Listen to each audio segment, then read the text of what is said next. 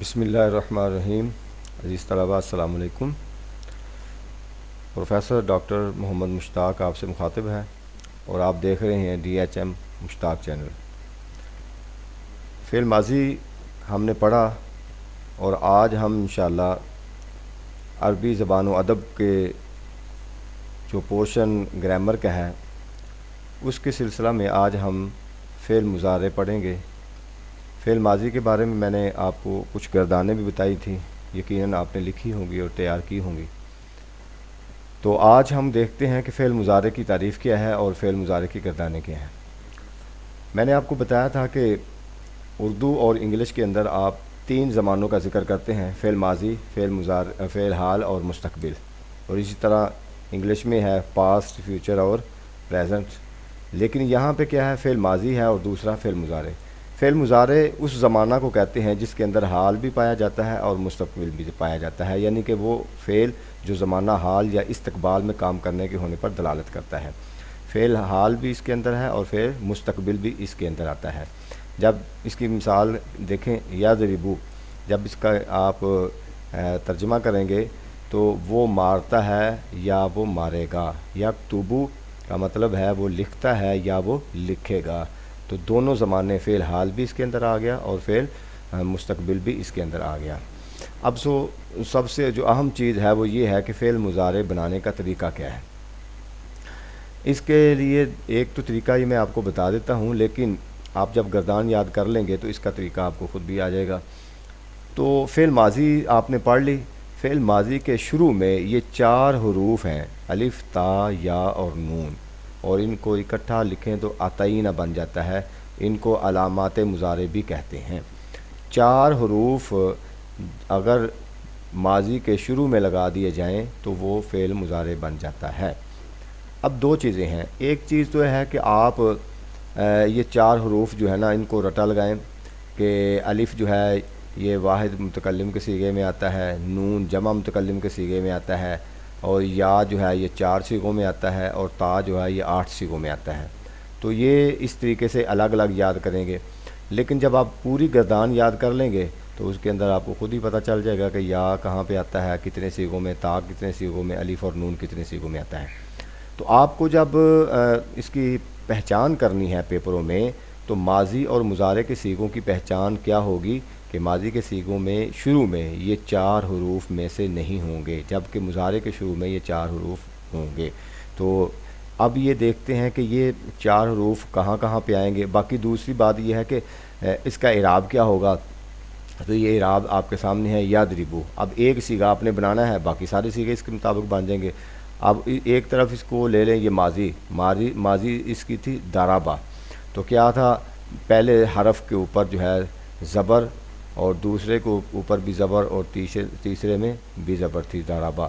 تو یہ کیا ہوا؟ اب یا لگا دیا ہم نے تو دوسرا ساکن ہو گیا یضربو، اور درمیان جو عین کلمہ ہے، ایک بات اور ذہن میں رکھ لیں، اس کے 3 کلمے ہوتے ہیں: ایک لام کلمہ، ایک عین کلمہ اور ایک فا کلمہ. تو اس کے اندر جو عین کلمہ ہے اس کو نیچے زیر آ جائے گی، اور جو آخری کلمہ ہے اس کے اوپر پیش آ جائے گی. تو یہ کیا فقرہ بن جائے گا، صیغہ بن جائے گا یضربو. اب اس پر آپ باقی بھی آپ کریں، ینصرو، یضربو، ٹھیک ہے، یفتحو. تو اس طریقے سے ایک جب آپ بنا لیں گے صیغہ تو اس سے اگلے صیغے جو ہیں ان کی صرف آپ نے گردان کرنی ہے. تثنیہ کا آئے گا تو الف نون آ جائے گا، جمع کا آئے گا واو نون آ جائے گا. تو یہ صرف آگے گردان کرتے جائیں گے، وہ صیغہ ایک ہی بنانا ہوتا ہے. تو دیکھیں فعل مضارع کی گردان یضربو، یضربان، وہ ایک مارتا ہے یا مارے گا، وہ 2 مارتے ہیں یا ماریں گے. اب گردان کا طریقہ وہی ہے جو میں نے آپ کو پہلے بتا دیا ہے کہ پہلے 3 صیغے جو ہوں گے یہ مذکر غائب کے، پھر دوسرے 3 صیغے مؤنث غائب کے، پھر اس کے بعد 3 صیغے مذکر حاضر کے، اس کے بعد 3 صیغے مؤنث حاضر کے، اور آخری جو ہیں وہ متکلم کے. پڑھیں ذرا اس کو: یضربو، یضربانی، یضربونا، تضربو، تضربانی، یضربنا، تضربو، تضربانی، تضربونا، تضربینا، تضربانی، تضربنا، اضربو، نضربو. اس طریقے سے آپ نے اس کو یاد کرنا ہے. یہ لاسٹ متکلم کے ہیں. اضربو میں مارتا ہوں یا ماروں گا، نضربو ہم مارتے ہیں یا ماریں گے. تو اس پر آپ اس کی بھی پریکٹس کرنی ہے لکھ کر بہت زیادہ، جتنی بھی زیادہ لکھ کر پریکٹس کریں گے اتنی آپ کا فائدہ ہوگا، لکھنے سے ہی پریکٹس ہوگی اور بار بار اس کو رٹا لگائیں گے تو یہ آپ کو انشاءاللہ فعل مضارع جو ہے اس کی گردان تیار ہو جائے گی۔ میں نے 2-3 گردانیں آپ کے سامنے لکھ دی ہیں، اب آپ اس کو دیکھ کر باقی سیغوں سے بھی آپ لکھیں گے۔ ابھی دیکھیں یفتح، یفتحانی یفتحون، تفتح تفتحانی یفتحنا، تفتح تفتحانی تفتحون، تفتحینا تفتحانی تفتحنا، افتح نفتح۔ تو یہ بھی آپ کی فعل مضارع معروف کی گردان ہے، یہ جو اوپر والی بھی ہے اور یہ دونوں کون سے ہیں؟ معروف کی، مجہول کی میں نہیں بتا رہا۔ تو یہ فی الحال فعل مضارع معروف ہے۔ اس کے بعد ایک اور گردان ہے یکتبو، یکتبانی یکتبون، تکتبو تکتبانی یکتبنا، تکتبو تکتبانی تکتبون، تکتبینا تکتبانی تکتبنا، اکتبو اور نکتبو۔ تو یہ کیا ان سے صیغے ہو گئے آپ کے، یہ ہو گیا فعل مضارع معروف۔ اچھا، اگر آپ کو فعل مضارع مجہول کی گردان بنانی پڑے، جیسے وہ فعل ماضی میں آپ کو بتائی تھی، تو وہ بھی بالکل سمپل ہے۔ یہ یضربو ہے نا، تو پہلے حرف کے اوپر پیش لگا دیں اور عین کلمہ جو ہے درمیان والا اس کے اوپر زبر لگا دیں تو کیا بن جائے گا؟ یضربو۔ بس اتنا کام کرنا ہے آپ نے، یضربو، یضربانی، یضربون، تضربو، تضربانی، یضربنا، تضربو، تضربانی، تضربون، تضربینا، تضربانی، تضربنا، اضرب، نضربو۔ اسی طرح یفتح، یفتحانی، یفتحون، تفتح کیا ہوا؟ یفتح سے ہیں پہلے پیش یفتح، اور پھر اس کے درمیان کلمے میں پہلے ہی زبر ہے اور عین کلمے میں پیش ہے، تو درمیان عین کلمے میں جس کی زیر ہوگی اس کو آپ نے زبر لگا دینی ہے، اور پہلا جو یا حروف مضارع لگایا ہے حرف مضارع اس پر آپ نے پیش لگا دی ہے، تو یہ آپ کا فعل مضارع مجہول بن جائے گا۔ یفتح، یفتحانی، یفتحون، تفتح، تفتحانی، یفتحنا، تفتح، تفتحانی، تفتحون، تفتحین، تفتحانی، تفتحنا، افتح، نفتح۔ تو آپ کو عام طور پہ جو ہے نا یہ یا ماضی کی مضارع کی مجہول آئے گی یا معروف گردان، آپ کو دونوں تیار کرنی ہے۔ یکتبو سے ہے، یہ اس کا بھی آپ اگر کرنے یکتبو، یکتبانی، یکتبون، تکتبو، تکتبانی، یکتبنا، تکتبو، تکتبانی، تکتبون، تکتبینا، تکتبانی، تکتبنا، اکتبو، نکتبو۔ تو یہ آپ کی 3-4 گردانیں ہیں، ان کو آپ نے بار بار لکھنا ہے، اس کو فعل مضارع مجہول بھی اور معروف دونوں بنا کر پریکٹس کریں گے تو انشاءاللہ تیاری ہو جائے گی۔ اس کے بعد ایک اور چیز ہے جملہ، جملہ کی اقسام۔ یہ میں وہ چیزیں لے رہا ہوں جو اہم ہے اور آپ کے سلیبس کے مطابق ہے۔ جملہ کی 2 قسمیں ہوتی ہیں، ایک جملہ اسمیہ ہوتا ہے اور ایک جملہ فعلیہ ہوتا ہے۔ بالکل نام سے پتہ چل رہا ہے جملہ اس کو کہیں گے تو اس کے 2 اجزاء ہوتے ہیں، مسند اور مسند الیہ۔ مسند کہتے ہیں مبتدا کو اور مسند الیہ خبر کو کہتے ہیں، یعنی ایک چیز کے بارے میں بتایا جاتا ہے اور جو بتایا جاتا ہے اس کو خبر کہتے ہیں۔ مبتدا اور خبر کی ڈیفینیشن یہ ہے۔ تو جس کا پہلا جزء جو ہے نا، پہلا جزء 2 اجزاء میں سے پہلا جزء اسم ہوگا، نام ہوگا تو وہ جملہ اسمیہ ہوگا، اور جس کا پہلا جزء فعل ہوگا وہ جملہ فعلیہ۔ بالکل سمپل سی بات ہے۔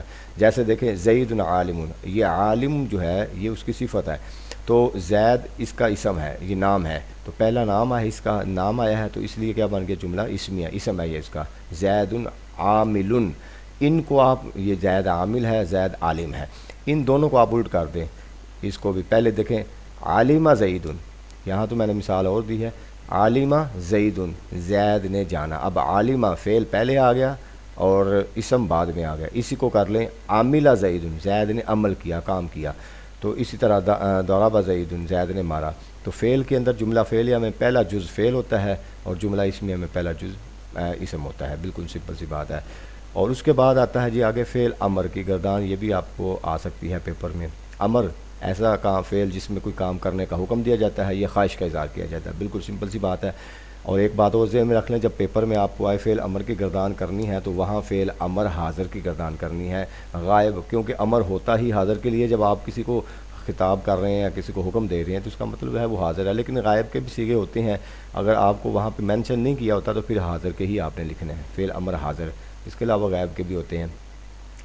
اچھا، فی الحال ہم فعل امر حاضر کے 6 صیغے جو ہیں، اس کے 6 صیغے ہوتے ہیں، اور یہ فعل امر حاضر جو ہے فعل مضارع حاضر سے بنتا ہے، ماضی سے نہیں بنتا، یہ بات ذہن میں رکھ لیں۔